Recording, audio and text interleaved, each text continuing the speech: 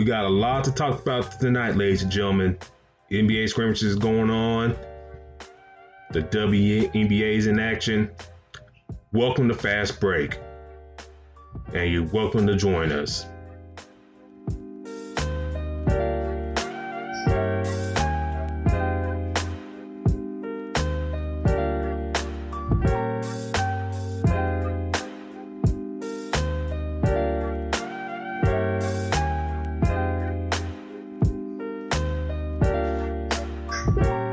A lot of things to talk about tonight, D-Lock. A lot of things to talk about. The NBA's up in full swing. The WNBA is in full swing. How you feeling about things going on right now? How you doing tonight, sir? How you doing, man? Everything is pretty solid. Well, as we know, sports is back. So there are different things that's going on. And it's exciting, good news and bad news. But it is sports news at the end of the day. So we sports fans love to hear different things going on so we can have different things to talk about and how it's going to affect things on and off the field, the court, the track. So I'm loving the fact that sports is back, man. All sports, not just basketball. Yeah, baseball is in full swing. MLS is in full swing. Hockey is about to get up and rolling here soon. And the NBA, WNBA is up and rolling. And speaking of the NBA, scrimmages has been going on, D-Lock.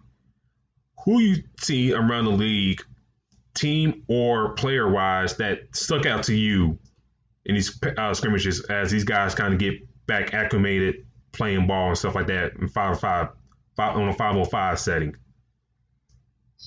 I did see that LeBron did have that first half, about 12 points, I think about 5 assists. Yeah. Or 5 rebounds, like 2 assists, I think, against I forgot the Dallas. They played again on Friday. Kuzma Pop started off the game with 3 threes, the first actual quarter. So the Lakers don't look too bad. I did notice the fact that Brooklyn looks like they are just coming together, looking like a franchise that just started. They have a lot of guys that they're trying to throw in rotation, that they're trying to get acclimated with each other and get things situated. The Magic just got Jonathan Isaac back, so that could play a huge part. Haven't seen him yet, but he is going to play Monday. I did see that notification on my phone that he's going to play. Okay. So he's going to play a big part. Got to see what happens with Markelle Fultz. I think he's dealing with some issues right now. But all in all, I did definitely check out the Lakers. They don't look bad. And the Clippers kind of look like they're trying to find their niche back together. But we know Kawhi and Paul George can get that chemistry right. And I did check out Memphis a little bit as well. For me, when we tweeted out from the Fast Break account on Twitter, and if you're not following us on Fast Break on Twitter, please do. But Steph Curry had an excellent game against the Lakers. He shot, I think, perfect from the field. And, for a team like Dallas to kind of either move up in the standings or kind of stay where you're at 7th, you need production like that for your role players. And I thought, Steph Curry, having that game he had, giving that balance to go on with Luka. Kristaps, he's out for the moment, but you need that third or fourth scorer with you, to kind of make things, solidify things for your team. Milwaukee looked good to me. Chris Middleton, I think he's a little shaky at first. Yeah. And to me, he's got one of the best mid-range games in the whole game to me. Yeah. Like, I know in this era in the NBA, the long ball and stuff like that, And I know he can stroke it, but I think if he had came around like 15 years ago, he'd been perfect for that era as well. Like he's one of those players that you can damn near, I think you can pluck him in those 2010s, that era, the era before that, the mid-range game. I think you can stick him anywhere. He can fit as like a valuable contributor in my book. And just looking else around the league, the Lakers, they look pretty solid. The role players, I think they are finding their niche. Granted, J.R. Smith, he had that little goofy play hitting the side of the backboard, but I thought the Lakers looked pretty decent. For you. I know. I was like, we talked about this a couple weeks ago. It's like one of those signings that, I mean, it's just for the few months, but it's like, damn, y'all. I feel like they could have done a little bit better, but it is what it is. So, that's that. But just overall, just looking, up and down, watching videos and stuff like that. It's great to see. Maybe you agree with this. It's great to see that none of these guys came in looking out of shape. And we've seen this in the past that that's Sean Kemp type of deal. When he came back from that lockout years ago, and he never recovered from that. It's great to see these guys, in shape, ready to play, and taking it serious. Like Joel Embiid, for example, I was kind of worried about because he's a guy like if he missed a few games, he come out look heavier than he was before. Mm-hmm. And seeing him back in there healthy, looking good, that's great to see. But my thing is, all these guys coming back, showing discipline, ready to play. That's an A+ in my book. And I think, since these guys are in shape like that, I think we're in for a real treat for the season. Gets back rolling next week. Yeah, I mean that's the big motive behind. That's what they're all getting these games in for. Most of them look pretty solid to me. Deion Waiters didn't look bad either. Yeah. If like I say, with him and J.R. Smith, in my eyes, if you just keep them in a straight and narrow, I think they'd be solid. But that's the thing, you just got to keep them in the straight and narrow. So, like I said, if they come in, like I said, these few months, do what they're supposed to do, play discipline, don't do nothing crazy, on the court, I think Lakers look out pretty good. And I think, seeing these scrimmages and stuff like that, I think it's down to a 3-team race, in my eyes, between the Lakers, Bucks, Clippers. What you think about that? Or you got any other surprises? I ain't gonna lie. I do like the Mavericks. I like them to kind of be in the play with them. Not to make a huge difference, but I think they do play a part. Their defense, if their defense can come around, they're so long. Like they can be very long. Mm-hmm. They got the guards. What else they need? They have the big man. So they have the rotation. It's just putting it all together. And this is where these scrimmage games come from. I think that they can make a push. They're pretty young, so I know the spotlight is on the Lakers and the Clippers, but I do see this team kind of making a push. Obviously, they're gonna have to run into one or the other. Yeah. But if they do catch, one of these teams, kind of injured or just off a little bit, maybe they can push them to maybe 6 or 7 games in the series if possible. And then another thing I failed to mention during this scrimmage part, Indiana is going to be out without Sabonis for this run. He has left the bubble. I think it's I believe is a knee injury, if I'm correct. I am looking at that right now.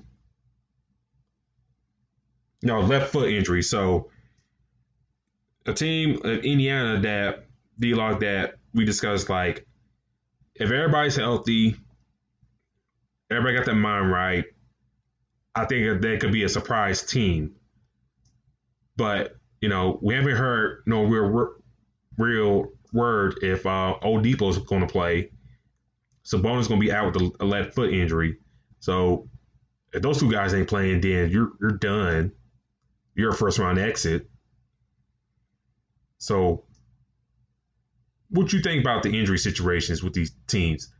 If a guy's injured, do you see them leaving the bubble and come back and going to quarantine, or you see them just sticking around and don't have to go through that process again? Well, it depends on which team it is and their position. Lakers and the Clippers, you're probably going to find, like, I believe Anthony Davis had an eye injury, which wasn't big. But I do see that he's not going to leave, right? Yeah. So you're probably going to run into, depending on what team it is, that they could be in a scenario where they have to get some extra bodies in.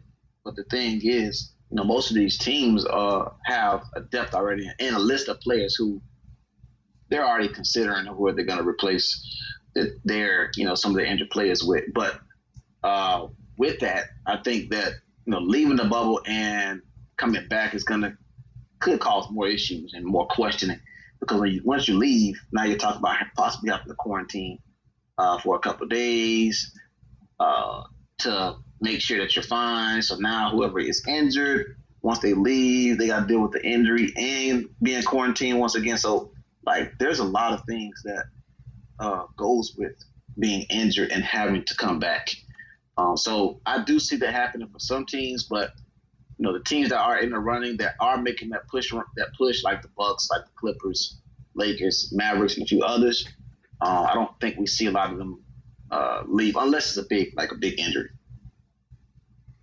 Yeah, and I'll agree with you. I don't see Anthony Davis leaving the bubble, that injury. I remember one time, this is like playing in a rec league with church and stuff like that years ago. I remember this one dude on our team, he got his eye poked early in the game. He came out the game D-Lock, took his stuff, and just walked out the gym. That man didn't come back at all. And he's like, man, I ain't doing this for my eye. I was like, okay. Yeah. I was like, okay. Then, Yeah. And that's what you're gonna have to deal with some players. And also, like I said, with some teams, depending on who the player is, how crucial it is. So that's going to be that's a big question that we're going to see the first couple games.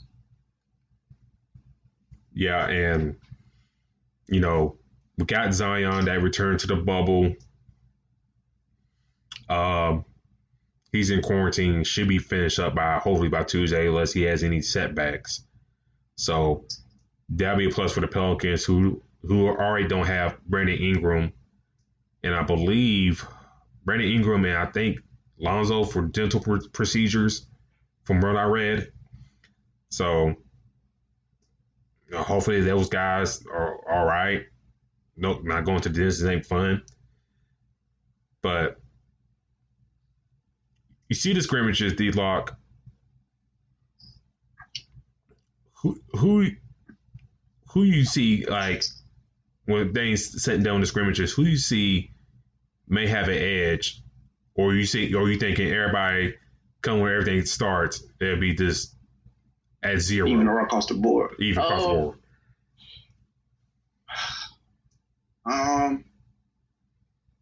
Honestly, the team that I think that does have the edge over a lot of other people is the Bucks, and the reason why is because, again, we're talking about the fact that a lot of these teams are going to have a lot of different rotation scenarios that they have to run through. And what happens is when you have to do that because of quarantine, because somebody went out, or whatever the reason may be, that chemistry still needs to be the same. So if the chemistry still needs to be the same, you need the players that have been there the longest to keep that chemistry going, who've been practicing with the twos or the threes or the ones at some point, to keep, the star player or other people in that starting group the same chemistry. And, Milwaukee, their roster is very deep. As we talked about last week, these veterans like Kyle Korver and all these other guys, George Hill, they can come in and been with this team for a while, so the rotation is not going to be a problem for them. Throwing in these different players, making sure, okay, this person has to stay home for a couple of days or whatever the case may be. So I really think the Bucks have that edge, just because, for one, their star player is Giannis. He's going to be, the root of this, and they're just deep roster down. Now, that's the edge as far as, who has the upper hand as far as chemistry and everything. Now, that doesn't mean I think they win the title. I just think that they're in a better situation than most teams because of how deep their roster is and how long they've had that roster set. Very true. I'm just watching a video right now. Serge Ibaka and Nurkic from the Blazers, they got tied up and exchanged words. So we back in here, baby. The NBA's back. Once you see a Serge Ibaka tie up, then we back in business. Yeah, you don't make that man angry. Ooh, boy. Yeah, he's not worrying about COVID at all. Oh no. But while I look at the scrimmages and stuff like that, I see how, especially when we talk about the WNBA here in a little bit, I like how they got the seating. Like, they got these guys spread out. They kind of got their own little kind of like their own section, so to speak, like chair, like a couple shelves, stuff like that. I kind of like that. Did you observe that, and did you like that setting and stuff like that? I saw that more with the WNBA. They got their own seating and stuff like that. Yeah, it's not bad. I guess right now, well, I can't say I guess, but I think right now they're trying to make sure that others understand how important they're taking COVID. So everything they're doing, these games are going to be televised, as they were prepared for it to be anyway, before the season stopped. You want to make sure that you are, yes, having a season, but you want to make sure that, this virus that's going on, that people are still taking it serious. So yes, we're having a sport. Yes, we're playing basketball, but when we're not on the court, let's keep 6 feet, away from each other, as we want everybody else to do. Oh yeah. So that is the thing that's huge to me now. At first, I kind of was like, well, dang, like they already on the court, basically backing up against each other, trying to grab boards. But at the same time, it didn't really hit me to think that, you still have a lot of people that's watching. So if they try to go back to NBA, like it's normal, like nothing's wrong, they're sitting right next to each other and all this other stuff, people it's gonna make people in the country start to just do regular things. So it makes sense a little bit more that, they want it to be known that, yes, we're bringing back the sport, but we want to prevent this COVID to spread, anymore. And not only for us, but just for other people around the country. So yes, keep your mask on. Yes, keep 6 feet away from each other, because when we're not on the court, which is the only time we have to be, within 6 feet of each other, let's make sure that we're not, that close. So I think it's a good idea, because let's just say they didn't have it, and the next thing you know, all these names start to test positive in the NBA. And then it's like, oh, well, we knew it wasn't going to work. And they try to go back to normal, especially in one of the states, the top 3 states with the most cases. And now they got to go back to quarantine or basically shut the season down. So it's a good idea. And I really, like I said, I didn't think about it too much until recently that idea is a great one. And before I chat, shout out to the chat. Shout out for Daryl Kinsey in the chat. What up, sir? Terry Rodriguez in the chat. Larry B in the chat. Terry bringing up about the Houston Rockets being a team of full Oompa Loompas. Well, I mean, I don't know, man. But Houston, I don't know, D-Log's like, in a college setting, that makeup of a team, I'll be cool with. NBA, you need a little bit of size. You know, I know PJ Tucker, he's a tough dude and stuff like that, but I mean, you need that 6'10" dude to kind of guard the rim. Speaking of Houston, we didn't really talk about them too much. Do they make a run, or will the height thing come back and bite them in the butt? I can't count out two MVPs on the same team, no matter what position they play. Maybe that's the fourth team. You know, Lakers, Clippers, Mavs, Rockets. My only problem with them is, you know, what happens when they face the Lakers or the Mavericks or possibly the Trailblazers. The Trailblazers is fighting for that fourth spot as well for me as far as making a run. You got the two MVPs. You have Austin Rivers. You have Covington, who's a very solid player. You have PJ Tucker. It's gonna be interesting to go from, you know, having, I believe, Kevin McHale with the Twin Towers at one point to being extremely big to basically being extremely small. Like, you know, now you go to James Harden and Russ. This basically seems like a pickup game, street basketball. Yep. Because now it's okay. Well, you know, somebody grab the board, put it on the floor, and let this person drive. Now we've seen plenty of Energizer Bunny commercials.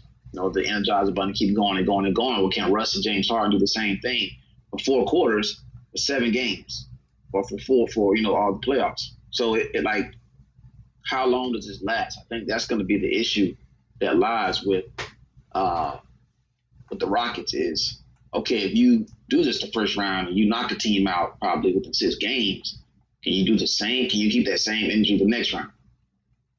So now, mind you, I'm not sure which one, but either the Lakers or the Clippers, they're going to sweep somebody in the first round.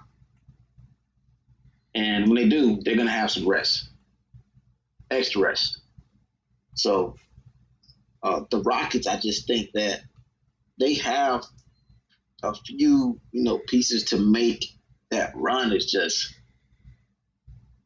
when they face, I think they're solid. I think the best matchup for them would be the Clippers, between the Lakers and the Clippers. Yeah. I don't know how. Yeah, just because. I mean, yeah, you got Trez, but I mean, who would you rather face, Trez or AD? Right? So, you know, or Trez and Zubac, or AD and Dwight Howard. So, to me, I think that the Clippers will be a better matchup for the Rockets. You know, the Rockets got everybody on their team can shoot from 3-point land.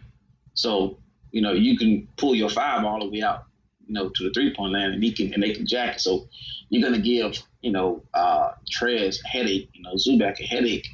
But when it comes to AD, who that team is kind of built around him, and they have big men along with it. I think if we do see the Rockets and the Clippers, then you may see a better matchup for them. But I do see them making a run. It's just what happens if they play against the Nuggets. Yeah. You know, Jokic is come on now. We know what Jokic can do. Rami Grant is still over there. Is Miles Plumlee, right? Oh, which Plumlee? Is it Miles Plumlee? That's I think it's Miles Plumlee. Yeah. Yeah. So Miles Plumlee is over there. No, Mason. Mason Plumlee. Okay, I got the M right. So, yeah, I know it was M Plumlee. Something I played FanDuel too many times. I've seen M. Plumlee. So, but yeah, so you're gonna have to pick what you're gonna do with a team like that. The Trailblazers I could see, but I told you I have them in the fold right now until I see what Dame's gonna do. And that's it. But they can make a run. It's just how long can you stay 100%? I mean, I know you got about 5 months off, but you still gotta do this for the next 12, 13 games, and then playoffs come around. Now you're playing the best of the best, and this consistency of both of these players is going to be huge. We've seen James Harden put up a lot of points, but also with those points come a lot of shots that he takes. So the percentages is not there a lot. So they can make a push. It's just how long does this last? And if the matchup favors them at the perfect time. Like, in a perfect world for them, the Lakers and the Clippers will meet up before they play either one of them, which I don't think is going to happen. Yeah. In the chat, Tyrion brought up the Nuggets being the opposite of the Rockets, in which, I agree, depending on the right matchup with the Nuggets, I mean, they're not going to try out that big old lineup that we saw the other day with Bobo, Jokic at point, all that stuff. They ain't going to try that out all the time. But, in the matchup, per se, like, I guess, like the Rockets, Bobo looked pretty good, D-Lock. Like, he looked like the top recruit that was supposed to deliver at Oregon, but injuries kind of got in the way in that. Yeah. Michael Porter, let's be honest, if his back wasn't hurt during his freshman year in Missouri, we'd be talking about another number one overall pick in that draft, if we're being real. Yeah. And the Nuggets, if Mike Malone could put that together, the matchups, if, the athleticism with these guys, and let's be real, they got some shooters on there as well. Troy Daniels, Jeremiah Grant can step it out. Paul Millsap every once in a while. And then, they add guys like Noah Vonleh, he can step out as well. PJ Dozier. Will Barton, if he ain't trying to shoot your team out the game. But, if a Rockets match up with the Nuggets, then you can kiss the Rockets goodbye to a degree. I mean, Harden and Westbrook may give you a couple games, but I think that size and athleticism of the Nuggets could, wear down on them. But, you brought, a good point about the Rockets. If they can keep that pace of play up, they could do wonders. If you're going to go that route, the smallest route, and have like Covington and PJ Tucker as your main bigs, your offense got free flow more better than what it does. And with Russ and Harden, yeah, they get a lot of assists, but it's kind of like dump offs and stuff like that. It's not like kind of emotional with the offense, because we know Harden, he can like dribble the ball, until 10 seconds in the shot clock and do something with it. But if you got like I know D'Antoni got a nice offensive system, but if he doesn't have if he got to have like a person like a Steve Nash to keep things up and moving, passing the ball, moving, guys setting screens, free flowing, just free flow basketball. But can Russ and James do that, or at times in the back of their minds, like they're gonna play their hero ball that they're always accustomed to? Yeah, I mean, with these two teams, it's just you gotta know. Well, I'm sorry, not these two, but with these two players, they play very similar, and you would think this is one of them situations where these two players would be great, as we've seen, with their own team. Like, they can take a team, a long way. But now that you have them on the same team, for the longest, it's like, well, damn, like, what happens if you put these two in their prime together? Like, what could it be? But now it's here. And now that it's here, we see how they're affecting each other's game. So how do D'Antoni kind of figure that out? Well, do you say, well, half the game is for Russ and half the game is for James Harden? Or a quarter is for this person, a quarter is for that poor person? Like, for them to, they had to get rid of Clint Capella.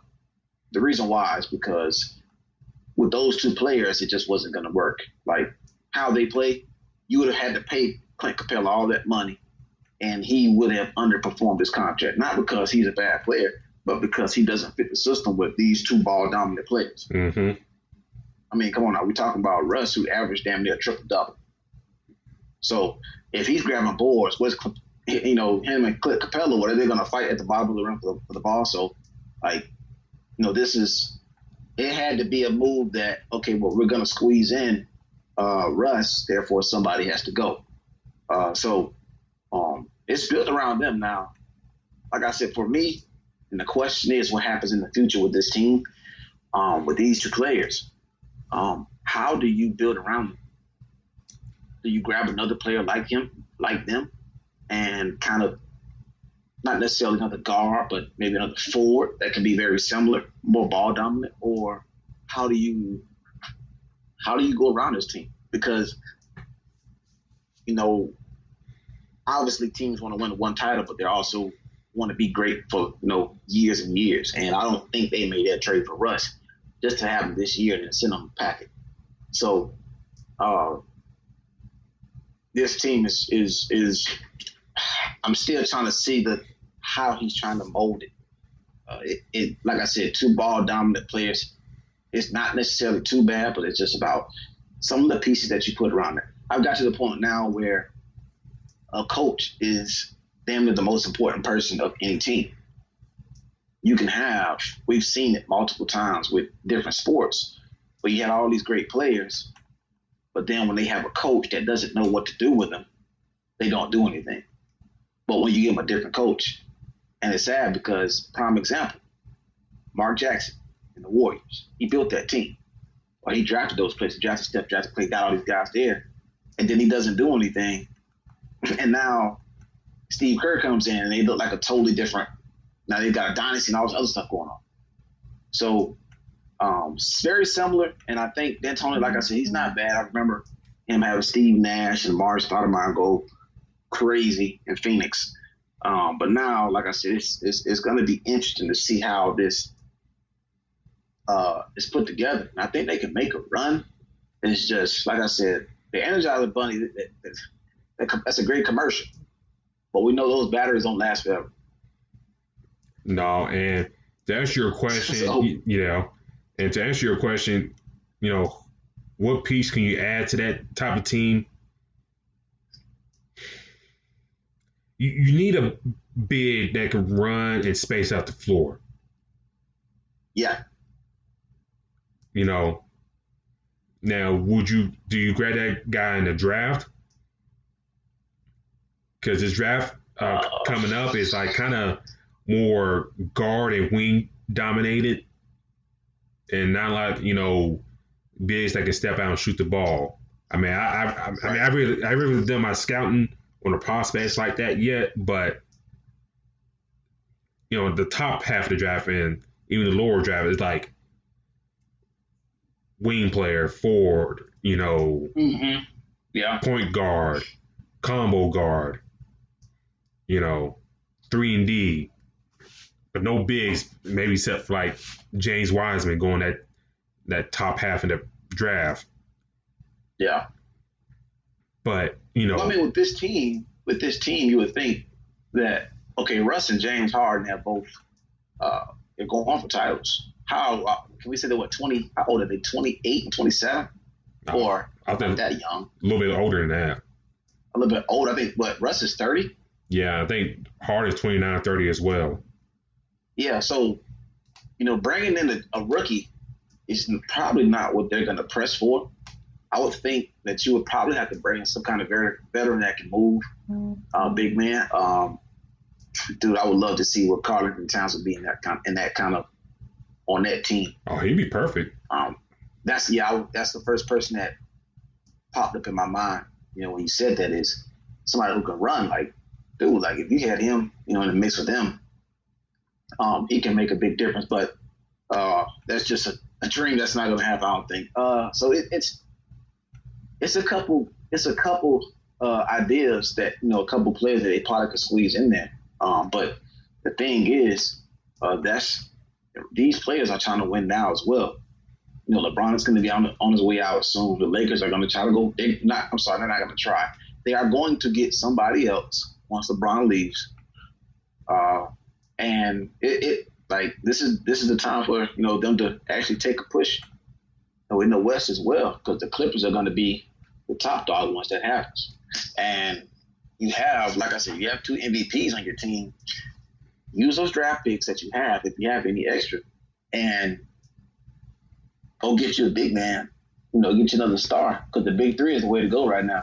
The Celtics started it way back then. Now teams are pushing towards that. So this is the chance to do it.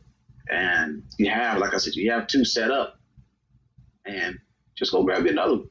But it's not that simple. We know that. Yeah. But I do see the Rockets being one of those teams that's going to make a push.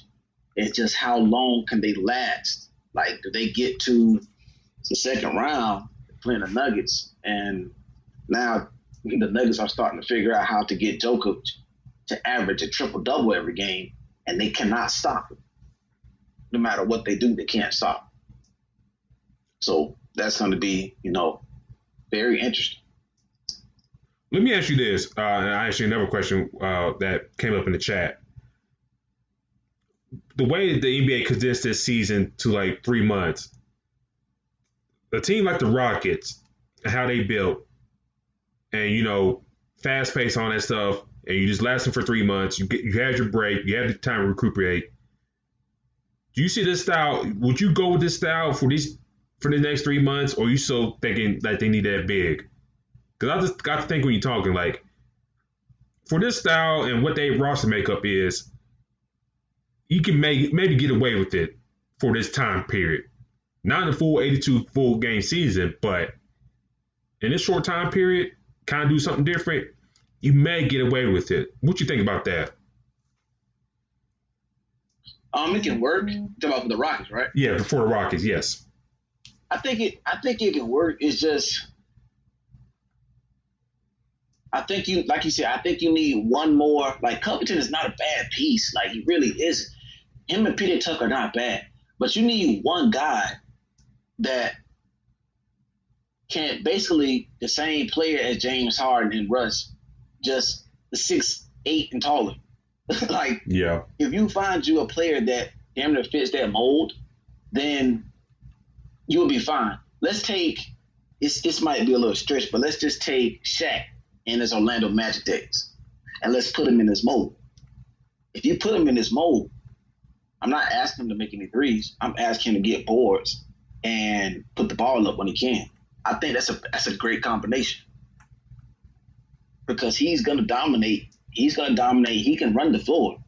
Now, this is Shaq in the Orlando days, not the Shaq in the Laker days. We're talking about the I can push the floor Shaq. So I think that you have to find somebody that can fit that, and it will work. And honestly, that's where the league is going. Hell, you can put AD in that. AD is about to technically be a free agent. If I'm Houston, I'm sending D'Antoni, I'm sending Russell Westbrook, I'm sending the whole staff over there to talk to him to see if they can get him to leave LA, which is going to be damn near impossible, but you have to try. Because if you put him in that mold, you have a solid team or a player of that caliber. Another person that wouldn't be bad if he was in great shape and he could stop getting injured is Boogie Cousins. Yeah. You take the Sacramento Boogie or something close or the Pelicans Boogie, you have a player that can make a difference. And I was kind of surprised he didn't get picked up unless he's still hurt. But Terry was asking in the chat, D-Lock, do you see LeBron ending his career in LA or he go elsewhere or whatever? Do you see him end his career out there? Yeah, I think this is one of those riding off in the sunset type things. I don't see him leaving LA, especially with them pulling Anthony Davis over there. To be honest, I don't think LeBron leave. I think he resigns his contract. I think he extends his contract once his third year or after next year, maybe 3 more years. And to be honest, I think they try to fit in another superstar. Hell, with AD, LeBron, and you add in one more person, I think they're pushing for a couple more titles. Not just one or two. They, I guess you could say he's not trying to chase Jordan, but he is trying to be the greatest ever. He's not trying to chase Jordan titles, but he's trying to be the greatest ever. Was already considered, but he gets 3 or 4 titles in LA, which I'm pretty sure is the goal. He's just not saying it like he did in Miami, and letting it happen or have a chance of happening. Then you might be seeing the greatest ever right here, like to solidify that. But I don't think he leaves LA.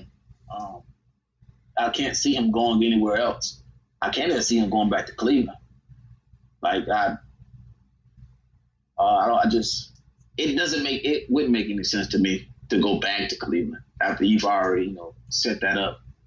Won a title and all that. So it's to go any other place, I doubt it.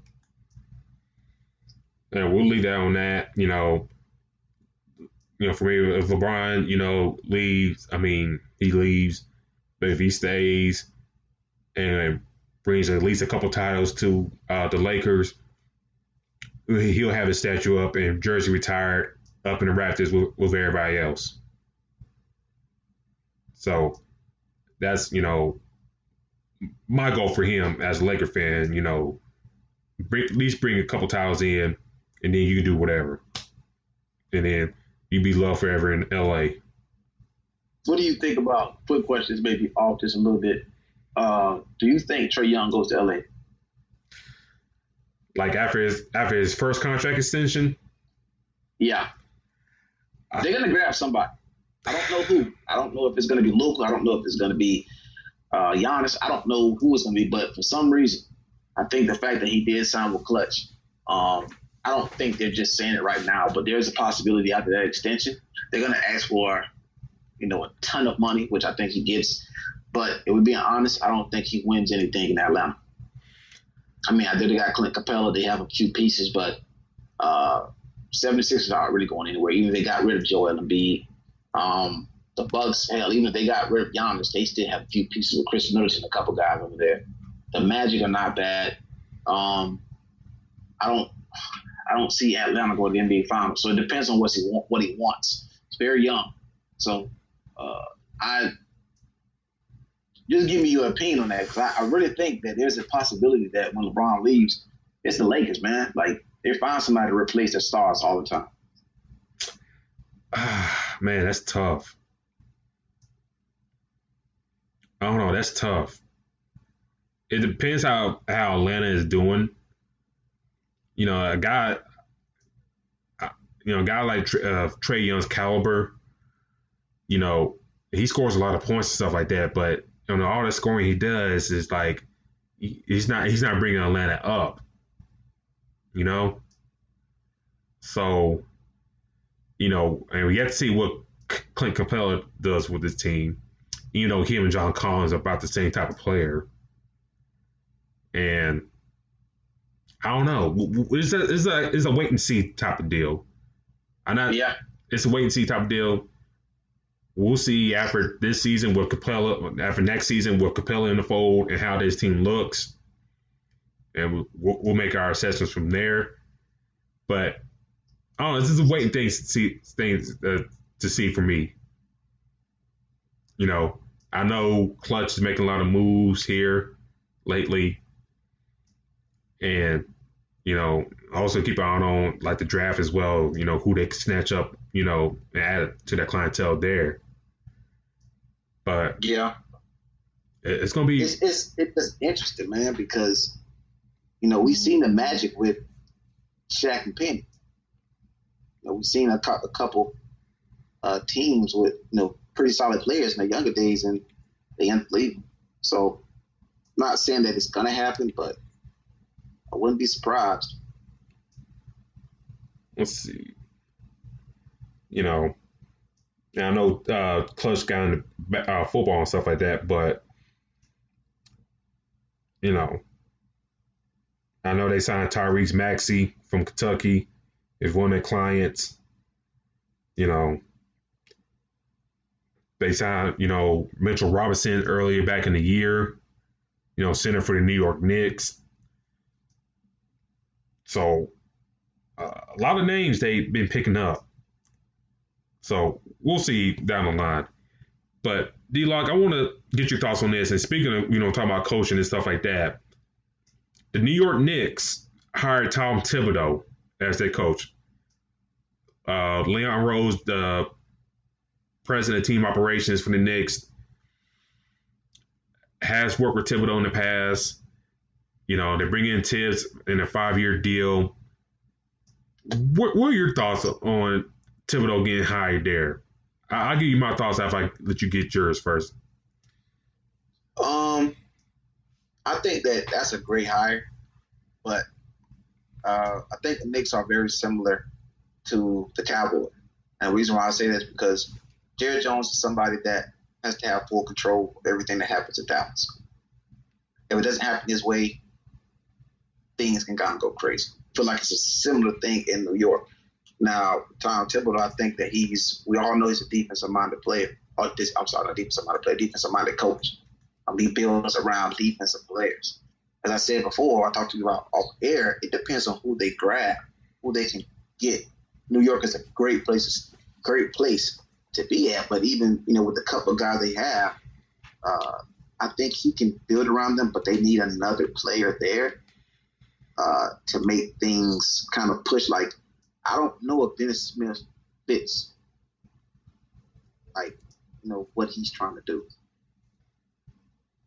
Right? Like, that's one thing that I don't, I really don't think that is big for me. Like, for him or for Thibodeau, like, he has to have the players that fits the kind of defense that he runs and the team that he's going to build around. Like, the Knicks can have that, but it's just that, like, Elfrid Payton is perfect there to me.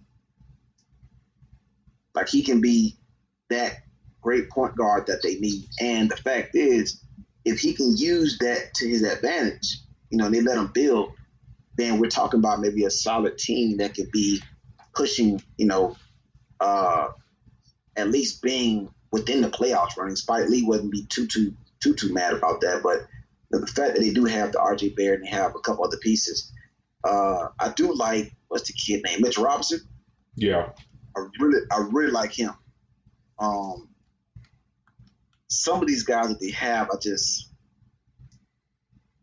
I don't think they fit what he's trying to do. But I think the fact that they have Thibodeau is a great hire. Now, we do hear coaches always get hired and they get hired for X amount of years in the contract, but a lot of times they don't finish that. I think if you do have Thibodeau for 5 years, you last until 2025, I think we'll see improvement over time. Now, this is a perfect time as well because the East is not as deep as it was, way back, and therefore you do have a couple players in there like Kevin Durant, like Giannis, but they can be one of those teams that can get up in that, that top 8 and make a move. But Thibodeau is a hell of a coach. And we've seen that when he was with the Bulls for so long. So I think that this is a great hire, but I don't want this to be a hire that we're talking about as great then a couple of years go by and they're firing him because they're not in the playoffs at the moment. Their record, they've only improved 6 to 7 to 10 games, and because it's not happening fast enough, the front office is not impressed. Or is another person that can possibly be out there that can be out there to hire, and we're going to take a shot at this guy and start over. Like, you have to lay your foundation and give it time to grow. I got two things with this hire. One, you brought this up.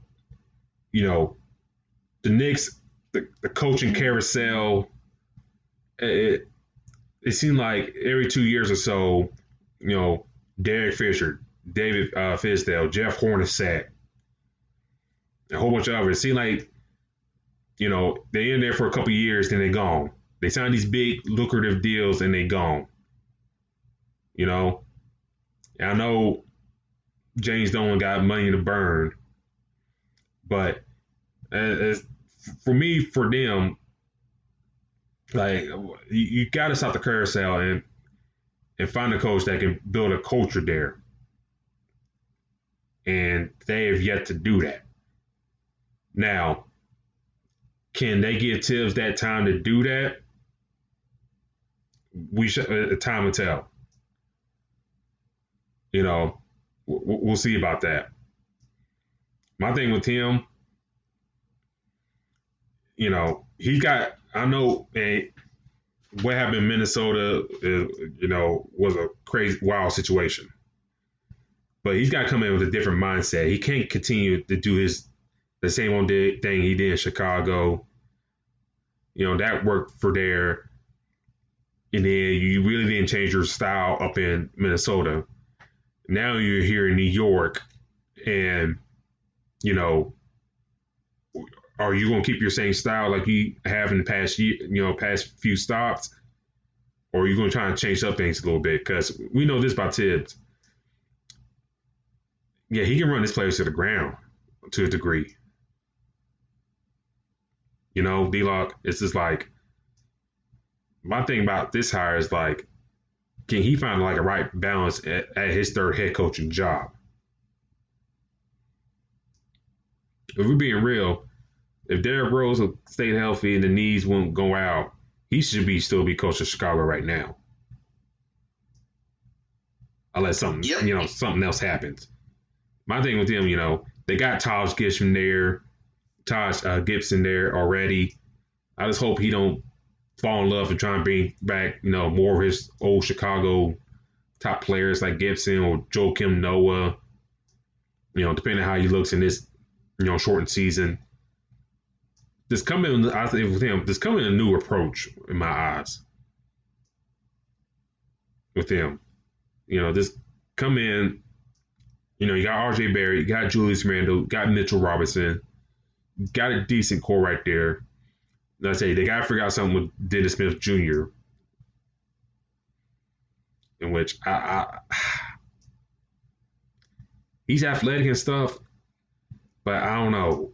Will he be committed to play defense like you mentioned, D-Lock? So, for me, they got to let the man do what he does. Now, he won't be in charge of personnel decisions. That's up to Leon Rose. But it goes way to the top. It goes with James Dolan. And my fear, D-Lock, you mentioned like bringing another player, but we've seen the stories at least for the past couple of years that nobody want to go play for the Knicks because of him.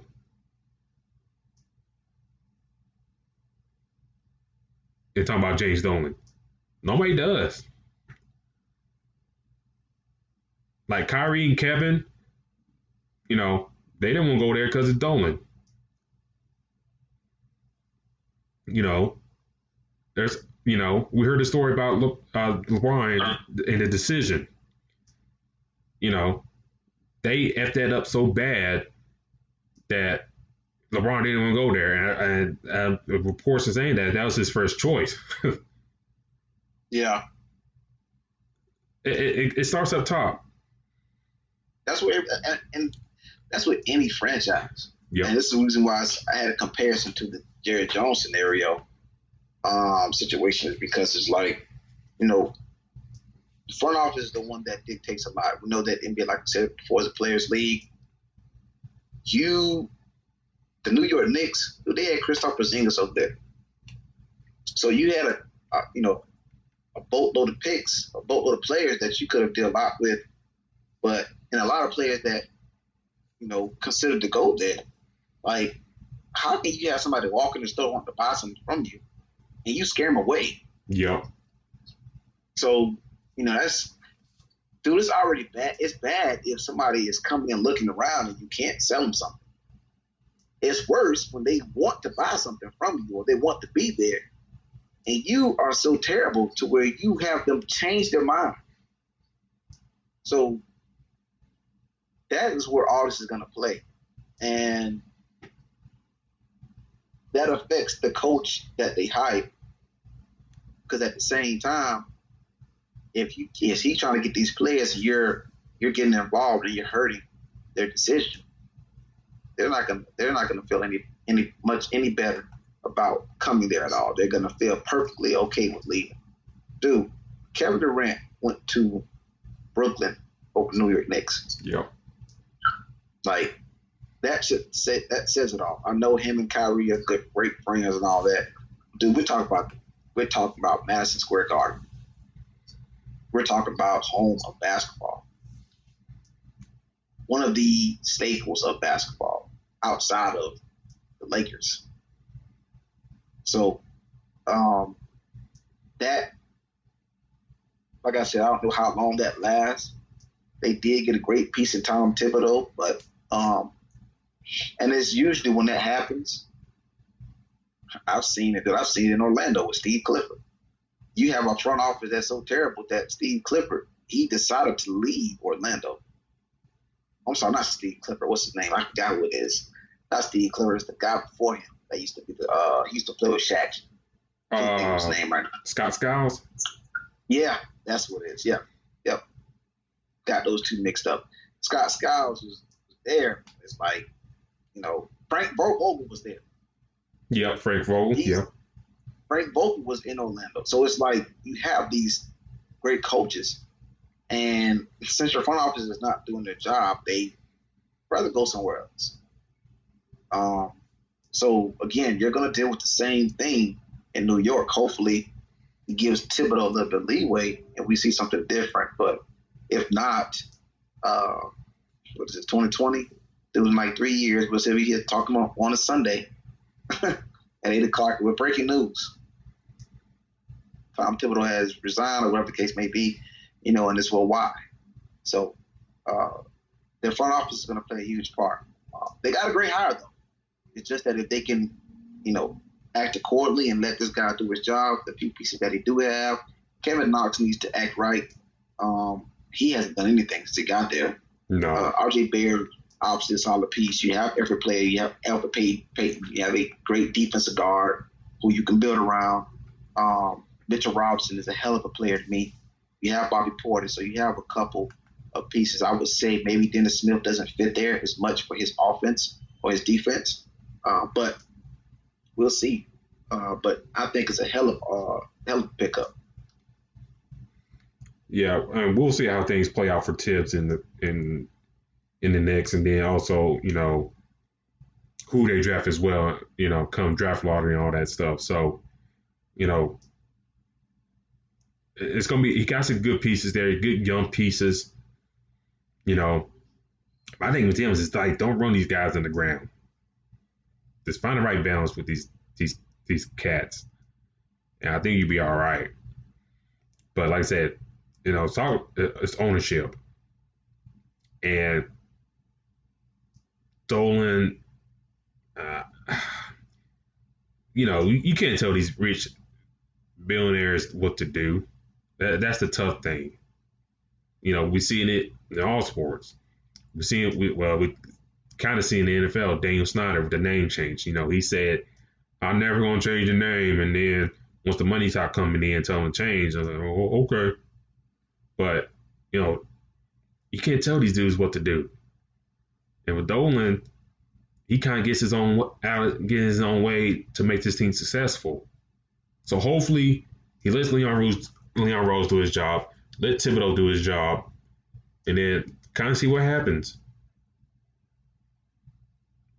I mean, I know they kind of clear cap space for Giannis, trying to make a run at him. But, you mentioned these dudes talk and stuff like that. I'm pretty sure they told him, like, no, dog, you don't want to go there. And I think, what was it? One of Lopez Sins played there, I believe. So it probably told him about. I believe it was Robin. Yeah. Robin Lopez.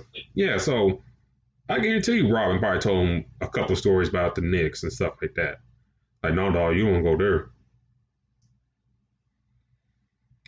So we'll see how things go over the Tibbs in that situation in New York. But to the chat real quick, I want to ask y'all this. Before the Lou Williams news came out, did y'all know what Magic City was? Y'all listening? Y'all in the chat. I want to know, before y'all looked it up yourselves today, did y'all know what Magic City was? I'm curious to hear responses on that. But Yeah, that is what Lou Williams is gonna, get a lot of people to know about.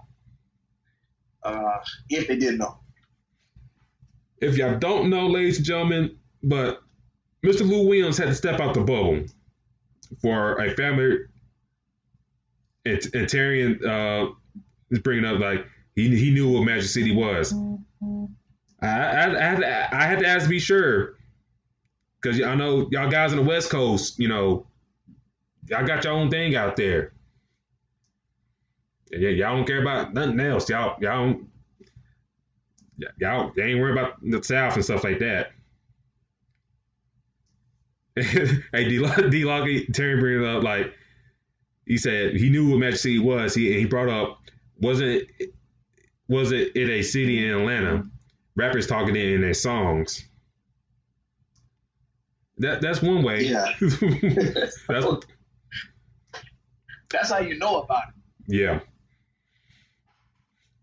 But if y'all don't know, Lou Williams stepped out the bubble before, I guess, he decided to venture back to Orlando. He made a stop at this place called Magic City. Now, Lou Williams is from Georgia, so, around the Atlanta area, so he knows the area pretty well. Magic City is what I describe to be like a gentleman's club, per se. And Mr. Williams, I had looked this up earlier while I was at work. He got his own wings and his own name. That's how dedicated that man is going to Magic City. I know, right? I was like, I had to look at a regular store, not a regular restaurant. We talk about a gentleman's club. Mm-hmm. The next thing that you can get there with your name is a drink. He has wings. Yes, wings. So yeah, if there's any question how often that he goes there, I'm pretty sure the fact that he has a name tells you that he probably pops up there every now and then, at least. And we talked this off the air. Terry said in the chat, oh. Oh, man. But something new. You learn something new. But man, we thought this out the air. Like, I can't go on no strip club, getting some food. I just like,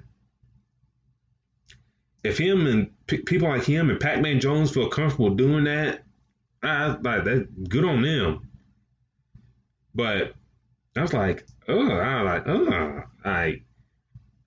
I couldn't do it. I don't know. That's just me. I can't get no food in no strip club. That's just me. Well, I mean, like I said, I haven't been to one in years, but to go there and you're hungry and that's the place that you think about first. So, I mean, now they are wings named after him. So maybe that means that he got them for free. So maybe he was looking for a discount. I mean, that's the best thing I can think about when it comes to that. But again, like we said before, this is not a surprise. You're going to hear this often. Not the gentleman thing, but the fact that somebody has left the bubble and went somewhere else has nothing to do with basketball. Like, this is going to happen. And because of this, he has to miss a couple of games. One of them against the Lakers. Mm-hmm. So maybe this is happening because of the scrimmage time. So maybe during the season, I was thinking about this a little bit later or earlier. Maybe they're a little bit more disciplined during the season, but we're talking about a week from now, less than a week. So I don't know. I don't think this is the last time we'll hear something similar. But the family emergency is going to be the main excuse that we hear a lot for a lot of different things. I don't think it's going to always be a family emergency. That's what I believe. Yeah, and with him, going there, and going inside too. Like, I know he's a regular and stuff like that, but you couldn't get that stuff curbside unless he went in there to eat. But I'm like, you couldn't get that curbside and just kept it pushing to Jackson Hartsfield Airport. But him doing this, he lose 2 game checks that's going to be worth $150,000. So, I know Lou Williams made a lot of money over his career, so maybe they may hurt him, may not. So we'll see. But like you mentioned, you're going against the Lakers, a team that, home court advantage won't matter in this playoff bubble. I mean, but the right seeding and right matchup matters a lot. So that hurts his team this one way. You finally, for the Clippers, you finally got the Morris twin coming in for wherever the hell he was doing. And then, I don't know. It's just, hopefully, he got everything out of his system and he'd be ready to go when things get real off and running, That's just how I look at it. Yeah. I mean, it's going to be very, like I said, around this time, things going on. A lot of these guys can't stay put. They got to go out and do different things. And Orlando is a perfect place for them to do that. So, we talked also like Richaun Holmes for the Sacramento Kings. That dude been stuck in quarantine since he been there. Like, he always, anytime he steps out, he's go to the quarantine line and he got to go quarantine for a few days. So, he sounds like he's accepted it, shall I say. So he's accepting the fact that, well, I'm going to go do this, and then the result is I got to go quarantine for a couple days. All right, cool. So that's just what it seems like. Does that happen? If does that happen to a player that plays for the Lakers or the Clippers? I don't think so. So you talking about a dude that plays for Sacramento, and we know Sacramento don't have a snowball's chance in hell of making the playoffs this year. So, it is what it is on there. But before we get out of here, ladies and gentlemen, D-Log, did you check out any of the WNBA action? I did see a couple of highlights of them. I did see that they actually left during the national anthem, which is very huge. That is something that did catch my eye. There's I believe Candace Parker. They played yesterday? Yep. Played the Mercury, right? Yep, and they look good yesterday. Yeah, that's what I heard. I'll definitely see on Twitter that they look pretty solid. So, but to be honest, dude, like, the Sparks are the Sparks. I mean, ever since I can remember, the first team I've ever heard about in WNBA is the Sparks. So I wouldn't be surprised if they, made a big splash during this restart. They have a ton of players on that team, ton of solid players. When I was watching that game yesterday, watching games yesterday, the Storm and Liberty, I'll start there first. The New York Liberty's first number 1 overall pick. I forgot the girl's name. Oh God, what's that girl's name? From Oregon, I forgot her name. Tip my tongue. Oh, it's Asino. She looked pretty decent. I mean, she went for 4 for 17. I mean, didn't shoot the ball particularly well, and they the other guard for them, the nurse, she went out with an ankle injury, so that don't help the delivery at all. But she looked pretty solid, in the career she had at Oregon. I think, just give her time. I think she'll blossom to one of the top players in the league. And, Storm, just like the Storm, Sue Bird looked good. Stewart looked played pretty decent as well. So, I think Seattle be one of the teams that will challenge for the title this year. The Sparks and Mercury, that's the more game I was more intrigued with because I want to see how Skylar Diggins Smith look with Taurasi and Brittany Griner. Yeah, and good combo. Taurasi, she's up there in age, and Diggins Smith, she's in her prime career. So I thought that would give that team good balance, and then of course you got Brittany Griner down low. But I must say, the additions that the Sparks added, it's nasty. Simone Augustus, I thought she was like 5'10" or something like that, or 5'9". But I looked, and I was like, damn, Simone Augustus looked pretty big out there. And how they go look her up? And I was like, damn, she's 6 foot. Yep. I was like, good Lord. She didn't look bad either. And granted, she's up there in age as well. But, if you have a cowboy player like her come out the bench like that, that would do great for them. And then Brianna Sykes, who they got from the Atlanta Dream for the trade, she looked pretty good as well. So they look good. They were just passing, picking and popping. Onakwe hitting 3-pointers. Getting inside the lane easily. I was like, damn. They already had over 5 people over double digits. So that tells you a lot about that team. They definitely got the people that can play in rotation and make a big difference. Oh yeah, and then one of the main things that always kind of hampered the Sparks is Candace Parker's health. It's like every season, like she'll miss a few games for whatever reason, but if she can stay healthy and just these 20 games,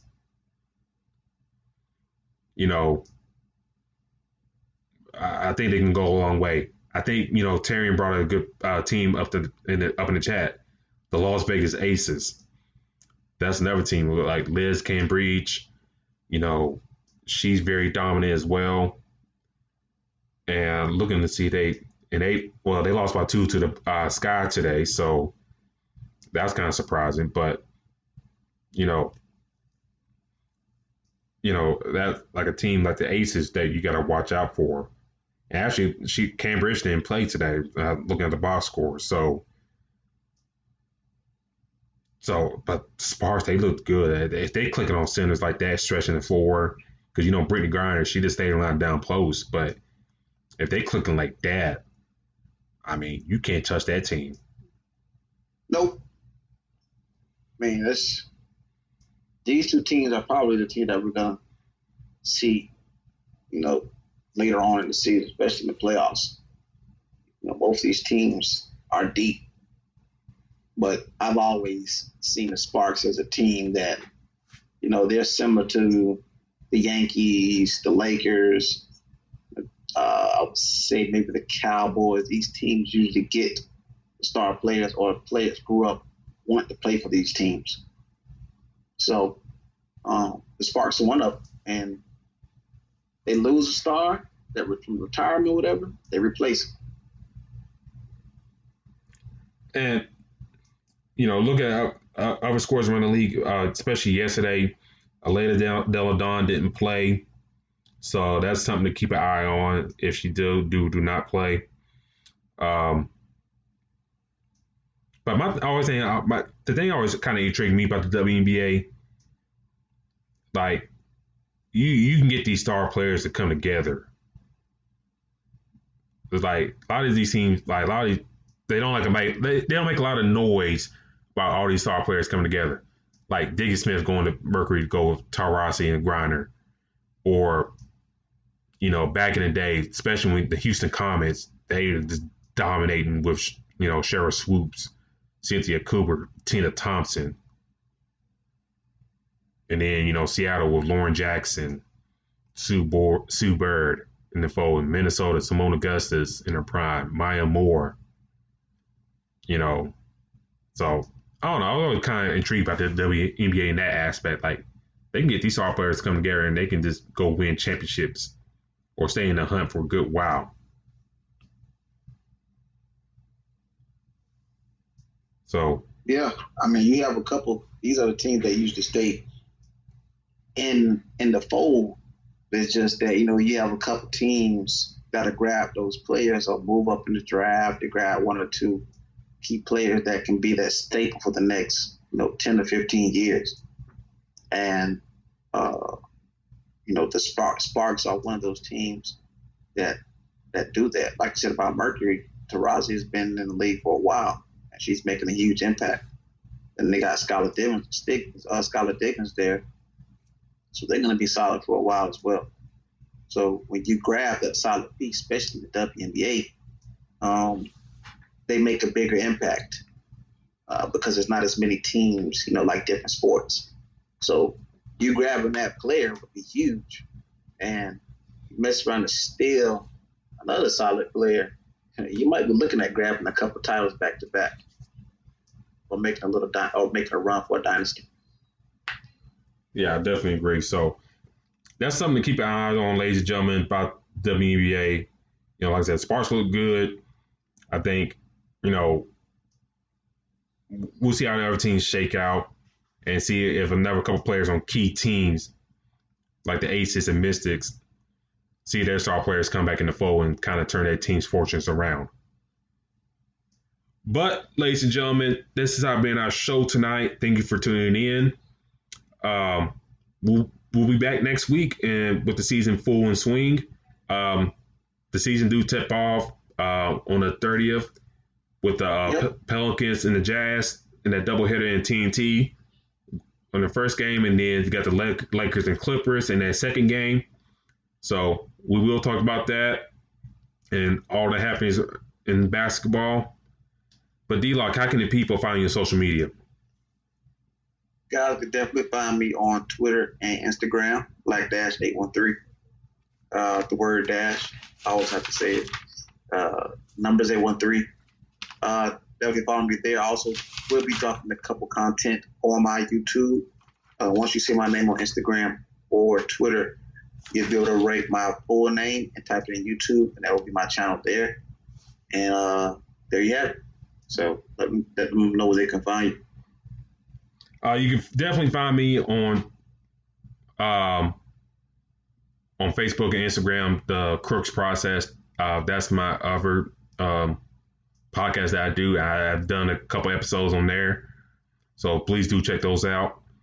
Also, you can find me on Twitter at Spawn4288. Make sure you're following us on Twitter as well on Fast Break. So please follow us on there for any show updates and tweets that we do throughout the days. But thank you for listening, ladies and gentlemen. It was a great show tonight. It feels good to have basketball back. And, tomorrow, check out the Unfiltered Truth here on IE Sports Radio. Give Phil and company a great listen. But until then, we'll check out y'all next week. But this has been IE Sports Radio, your direct feed for sports. We'll check y'all later. We're out. We are out of here. Check you guys next week.